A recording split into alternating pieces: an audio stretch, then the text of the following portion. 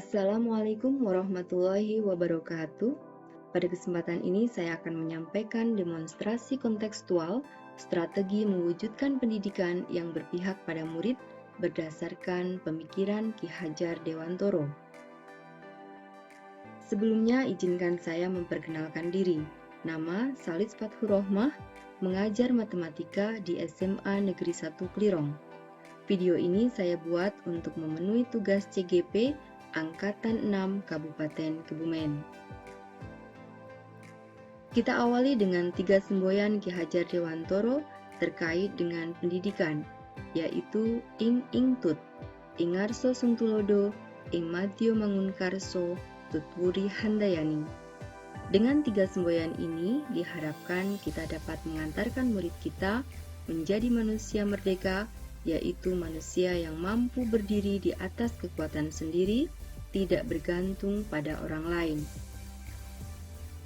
Ingarso sungtulodo, di depan menjadi teladan atau contoh. Sebagai pendidik, seyogyanya dapat memberikan teladan yang baik bagi murid-murid kita. Namun, kadang kita tidak sadar memberikan teladan yang tidak baik, misalnya meremehkan kemampuan murid. Saat kita ditanya tentang sesuatu hal, kita menjawab, begitu saja tidak tahu, apa sih yang kamu tahu, dan sebagainya. Selain akan mengecilkan hati murid, sikap tidak menghargai orang lain tersebut juga dapat ditiru oleh murid kita. Langsung menyalahkan murid saat murid berbuat salah. Jika melihat murid tertidur saat pembelajaran, kita langsung menyalahkan. Makanya, kalau malam jangan begadang terus. Kamu tidak menghargai saya yang sedang mengajar, dan sebagainya. Padahal, belum tentu murid tertidur dengan sebab seperti apa yang kita tuduhkan. Membanding-bandingkan dengan teman lain.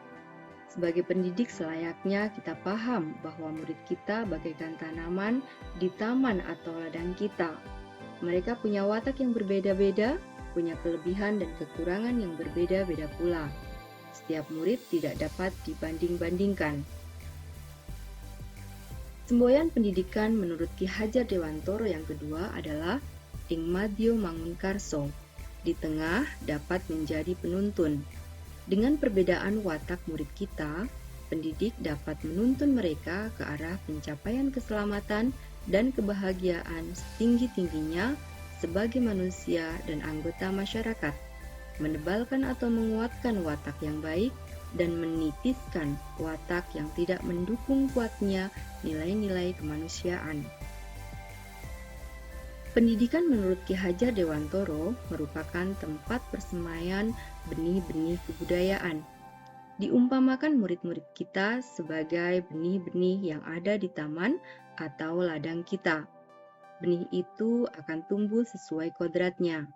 Ada yang tumbuh sebagai tanaman obat, tanaman hias, tanaman sayur, tanaman buah, dan lain sebagainya. Kita tidak dapat mengubah tanaman tomat yang menghasilkan kedelai. Kita hanya bisa merawat sehingga tanaman tomat itu bisa menghasilkan tomat yang berkualitas. Demikian juga pendidikan. Kita hanya bisa menuntun murid sehingga membentuk manusia yang tangguh sesuai kodrat alam dan kodrat zaman. Dalam pendidikan, menurut Ki Hajar Dewantoro selalu terjadi perubahan. Dalam melakukan perubahan itu, kita harus memperhatikan 3 kerangka perubahan. Pertama, kodrat keadaan, yaitu kodrat alam dan kodrat zaman. Alam pegunungan dengan alam pantai tentu berbeda kebudayaan, maka pendidikan di 2 alam tersebut tentu berbeda. Zaman dulu dan sekarang juga berbeda. Oleh karena itu, pendidikan terus mengalami perubahan sesuai kodrat alam dan kodrat zaman. 2.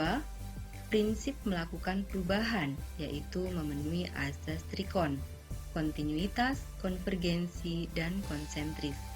Kontinuitas artinya perubahan harus berpegang pada nilai-nilai budaya bangsa, tetapi melalui adanya dialog kritis.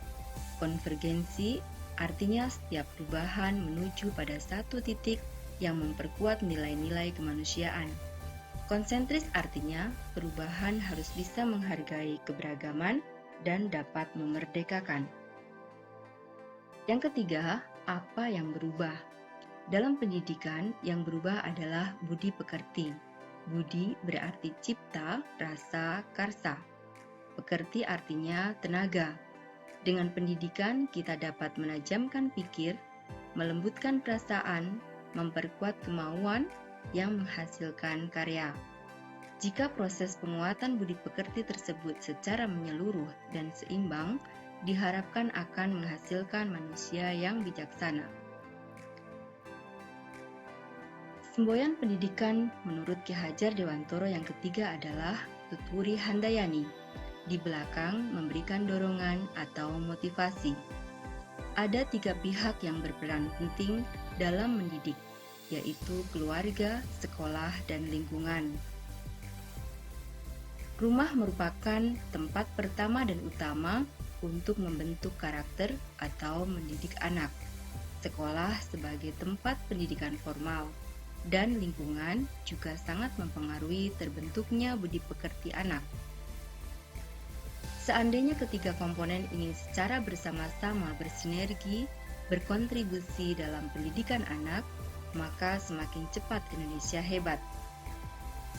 Hasil akhir dari sebuah pendidikan adalah generasi merdeka, yaitu mampu berdiri di atas kekuatan sendiri, tidak bergantung pada orang lain, dan bersikap bijaksana.